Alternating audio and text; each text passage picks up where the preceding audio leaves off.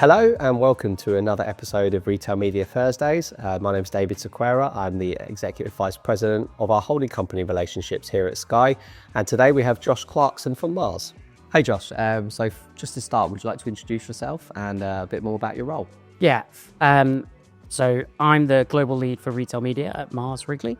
So I sit in our marketing and media team, and my role is to integrate all of our retail media activities within our wider media and marketing planning and mix.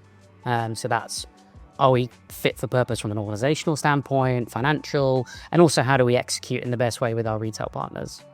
Cool. There's a lot going on in the industry, as we know, so it's quite interesting. Quick one then, where are we today? What made you pick this pub? We are in the Warwick Castle. I picked it for two main reasons. One, it's really near my office, so it's a nice, easy walk down.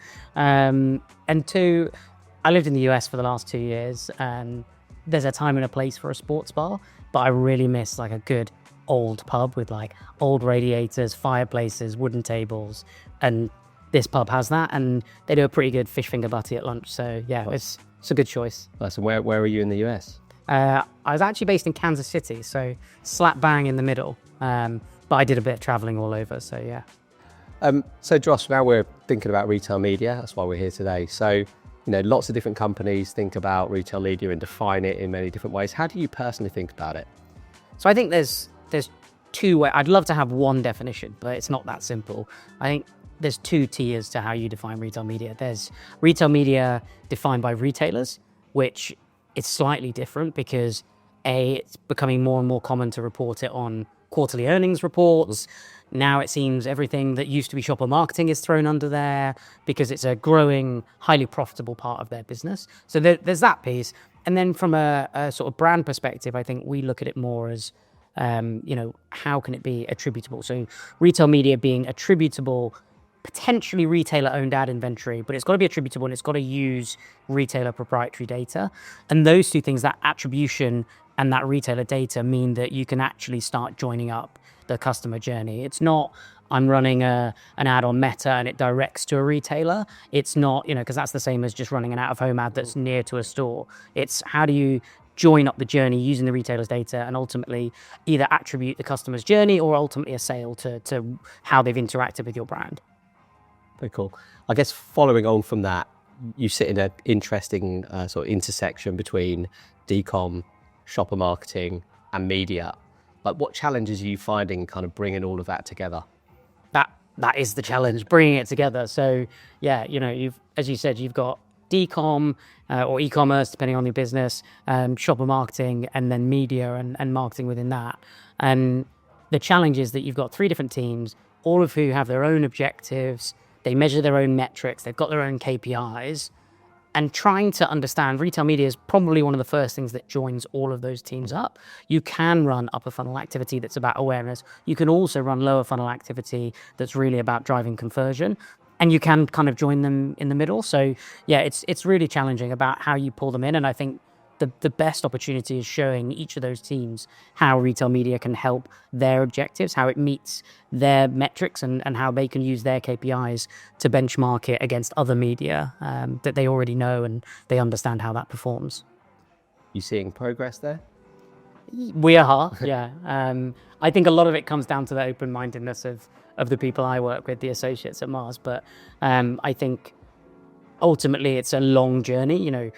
Brands and businesses, especially kind of larger ones like Mars, they're not set up to change quickly, and they're not set up for something like retail media, which pulls in loads of cross-functional teams to activate and execute together at the same time, and then measure against different metrics. You have one full activation that you might negotiate with a retailer or with a partner, and then you're trying to split out the different metrics and the different kind of reporting. It's really challenging. So we're seeing really great progress when all the teams come together, but that is the important part, is they need to come together. They need to understand what they want to get out of retail media and out of, in particular, single campaigns, long-term campaigns. That's where we win. That leads me on to something we spoke about a few months ago now, but you mentioned that you felt the retail media bubble was about to go into burst. What did you mean by that? Can you give us a bit more info? Yeah, so I think there's two different camps. Either people think it's here forever or people think it's going to burst. Burst was maybe a bit strong. I think the reason for that is that when I joined Mars, 3 weeks into the role, I told my boss I didn't think I'd have a job in that function in 2 years. Because if you look at social media, for example, very few large businesses now have dedicated social media managers. Social media is just part of the media mix. And whether you work with an agency partner or whether you plan media in-house, it just becomes part of what you buy, depending on the campaign objectives. And I think retail media will probably be the same. It will just become a part of your media mix, and I'll move on to do something more exciting. It's also a buzz at the moment, whereas I think as the buzz dies, that will lead it to fold into other functions. The big challenge, I guess, is for that to happen and for it to just become another type of media that's used within a mix, the measurement has to step up, because that's one of the biggest challenges at the moment. I think we currently have so many different ways that retail media networks, agency partners, brands even measure it, and we need to, whether it's the IAB or whether it's someone else, we need to start getting some alignment so that we're being a bit more consistent. Mm-hmm. And thinking about things from the retailer's perspective, we've definitely seen lots of changes there and lots of challenges. So when I think about retailers themselves, what can they do or do more of, let's say, to help you prove out the value or the ability to increase your retail media budgets? Number one is that measurement piece, right? So, if someone sees an ad and 28 days later buys the product in that retailer, let's not attribute that sale to that ad, because that is just rubbish. We need to start building a better understanding of the shopper journey through these different touch points. And as they get closer, then we can start attributing. Doesn't mean there's no value to other kinds of media, driving awareness, using retailer data to build different audiences and be more specific and targeted. But we need to understand what we're trying to measure and how we measure it, and be really specific and get a bit of alignment. I think, depending on some retailers, attribution is different time lengths. Some it includes returns, some it doesn't. Mm-hmm. Some it's after the fact. It's all very complex at the moment. So for brands, trying to compare different retail media networks is really difficult, and trying to understand where they should put their brand investment from, retail media networks to which products, to which brands. That's really hard, because we can't always compare them side by side. So that's one thing. The second thing would be JBPs. Mm-hmm. Right now, there seems to be a split between, should you have one JBP with a retailer/retail media network that pulls everything together, or should you keep your commercial business plan and your media business plan separate, even though they might have the same retailer title, they're separate entities. And I think we just need to be consistent, not necessarily across the board, but retailers and retail media networks need to decide. Because if you want to start putting a media plan in and start earning brand dollars, you need to understand that with other partners, Google, Meta, whoever, if something doesn't perform, those brand dollars are free to move away from that partner. That doesn't always work if you've joined the commercial plan with it. Conversely, if a retail media network tells me that I'm going to get 20% more conversion, I'd like them to order 20% more stock, because that's the suggestion. So either they need to put them together properly and truly work in partnership with retail media and the commercial aspect of a JBP, or keep them separate. There are pros and cons to both, but I think at the moment it feels like we're almost picking and choosing little bits and there's no consistency. And that probably links to the last point I'd make, which is around realism.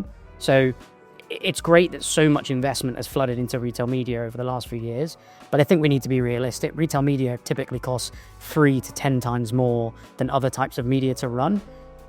And whether or not the juice is worth the squeeze kind of thing. If you want to test it, there's been a lot of testing, and testing is hugely expensive. It's great that we've tested so many different things. I think they sit on a brand side in a test and learn agenda. I would question how much learning has actually happened, and we need to accelerate that learning. If something doesn't work, it shouldn't be repackaged or tested in a different way. It doesn't work. Either it should be gone from the inventory list, or it needs to be tailored tweaks in a way that makes it work. I would happily say, and I've said this before on loads of podcasts and loads of events, if a retailer wants to test something, come to Mars, don't offer us the rate card, test with us. I will stand on any podcast or stage and I will talk about it and the successes of it, and it'll be great. And that's the value in it, because then more brands will want to invest in it. But at the moment, it feels like we test at rate card. Things sometimes work, sometimes don't. And then we're moving at the speed of sound right now. So we then forget, or we test something else, or we're testing too close together. So yeah, a bit of realism about how we take this forward into the next 5-10 years. And final question on all this, just taking some of that stuff you just said,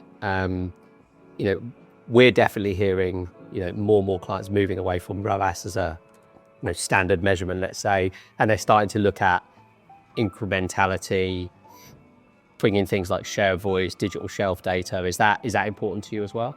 Yeah, I think you have to look at it from a total perspective. So we talked about measurement. I think you need to understand the right metrics to measure at the right part of whether you want to use an old school marketing funnel or a new customer journey, but using the right metrics is important. I think we know we're beyond ROAS now. Mm-hmm. It's lazy to say, oh, this gave me that, but also ROAS still has a place. I think incrementality is where we're moving to, so incremental ROAS, but too many times I see people talking about ROAS when it's an awareness campaign. ROAS is not the objective. It doesn't matter that it got a poor ROAS, because it actually was all about impressions or reach. So having the right metric is important, and then just being open and honest goes back to that realism point.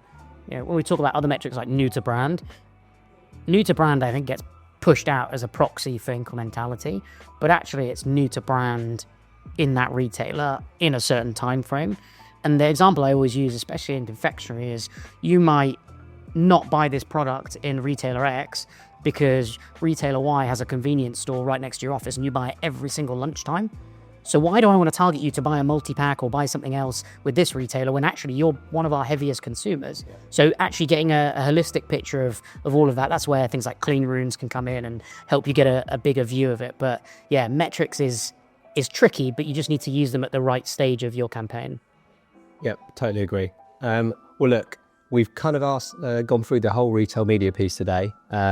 And now we do something called quickfire. So I'm just going to throw some questions at you. Some of them are going to be off the top of my head, and we'll see where you go.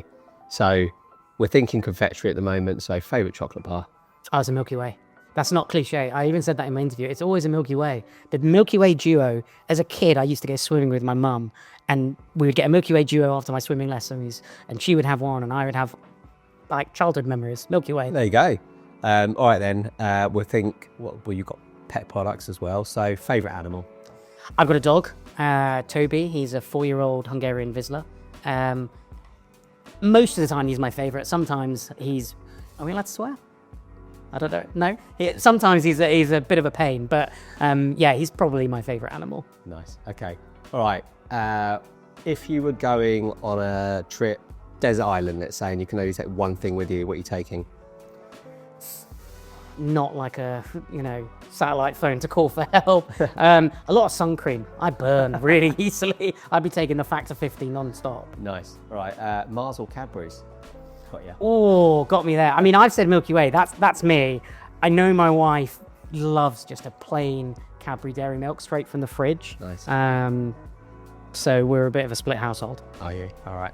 And yeah, I guess last one then. So why Harrogate? Why did you end up moving up there? My wife got a job offer up there. We've loved Yorkshire forever. We both went to uni up there. I worked up there for Red Bull for a time, and it's just a beautiful part of the country. Does make the commute terrible, but it's worth it in the long run. I think it's a nice part of the world. Nice. Quieter life, is it? More relaxed. I mean, it's raining outside. I came in with my flat cap on. I feel very at home there. So yeah, no, it's nice. But then also you come back to London and it's a different pace and it feels quite nice rather than feeling like you slog the commute. It's tough, but you enjoy coming to London. Nice. Well, look, it's great having you on the Retail Media Thursdays today, Josh. So thank you very much for your time. And yeah, we'll see you in the future for maybe more of these. Perfect. Cheers. Cheers.